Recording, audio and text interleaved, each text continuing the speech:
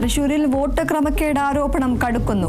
ഭാരതീയ വിചാരകേന്ദ്രം തൃശൂർ മേഖലാ സെക്രട്ടറി ഷാജി വരവൂരിനും ഭാര്യയ്ക്കും തൃശൂരിലും ആലത്തൂരിലും വോട്ടെന്ന രേഖകൾ. 2 വോട്ടർ പട്ടികകളിലും ഇവർക്ക് വ്യത്യസ്ത മേൽവിലാസങ്ങൾ. തൃശൂരിൽ വോട്ട് 37-ാം ബൂത്തിൽ ഇൻലാൻഡ് ഉദയ ഫ്ളാറ്റിൽ, ആലത്തൂർ മണ്ഡലത്തിൽ 11-ാം ബൂത്തിലെ കള്ളിവളപ്പിൽ എന്ന വീട്ടുമേൽവിലാസത്തിൽ. ഫ്ളാറ്റ് ഏറ്റെടുത്തത് ഭാര്യയുടെ ജോലി ആവശ്യത്തിനെന്ന് ഷാജി വരവൂർ കേരള വിഷൻ ന്യൂസിനോട്.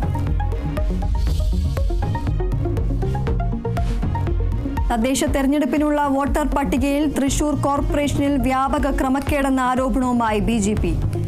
കുട്ടനല്ലൂർ 17-ാം ഡിവിഷനിൽ 400-ലധികം കള്ളവോട്ടുകൾ ചേർത്തെന്ന ആരോപണം. ഒരു വീട്ടു നമ്പറിൽ 100-ലേറെ വോട്ടുകൾ ചേർത്തെന്നും BJP.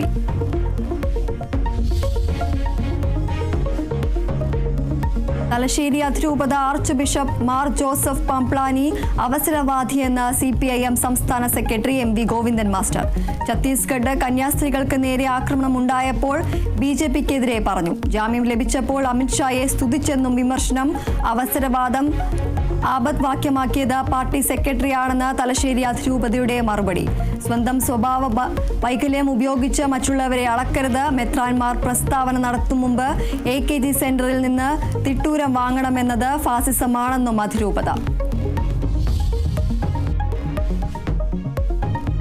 കോഴിക്കോട് തടമ്പാട്ട് താഴത്ത് സഹോദരിമാരെ കൊന്ന ശേഷം ഒളിവിൽ പോയ പ്രമോദിന്റെ മൃതദേഹം കണ്ടെത്തിയതായി സൂചന.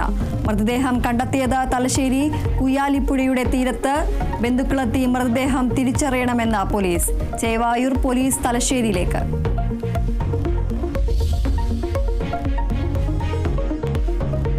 തൃശൂർ വാൽപ്പാറയിൽ 8 വയസ്സുകാരനെ കൊന്നത് പുലിയല്ല കരടി. സ്ഥിരീകരണം. വനം വകുപ്പും ഡോക്ടർമാരും നടത്തിയ പരിശോധനയിൽ ലയത്തിന് മുന്നിൽ കളിച്ചുകൊണ്ടിരുന്ന കുട്ടിയെ കരടി കടിച്ചുകൊണ്ടുപോയത് ഇന്നലെ വൈകുന്നേരം.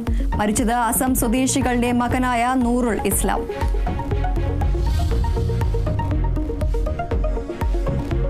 കോതമംഗലത്തെ TTC വിദ്യാർത്ഥിനിയുടെ മരണത്തിൽ അന്വേഷണം ഊർജിതം. സോനയുടെ പോസ്റ്റ്മോർട്ടം റിപ്പോർട്ട് ഇന്ന് ലഭിക്കും. അറസ്റ്റിലായ ആൺ സുഹൃത്ത് റമീസിന്റെ മാതാപിതാക്കളെയും ഇന്ന് ചോദ്യം ചെയ്യും. മൊഴിയെടുത്ത ശേഷം ആവശ്യമെങ്കിൽ ഇവരെയും പ്രതി ചേർത്തേക്കും. റമീസിനെ കസ്റ്റഡിയിൽ വാങ്ങാൻ അന്വേഷണ സംഘം.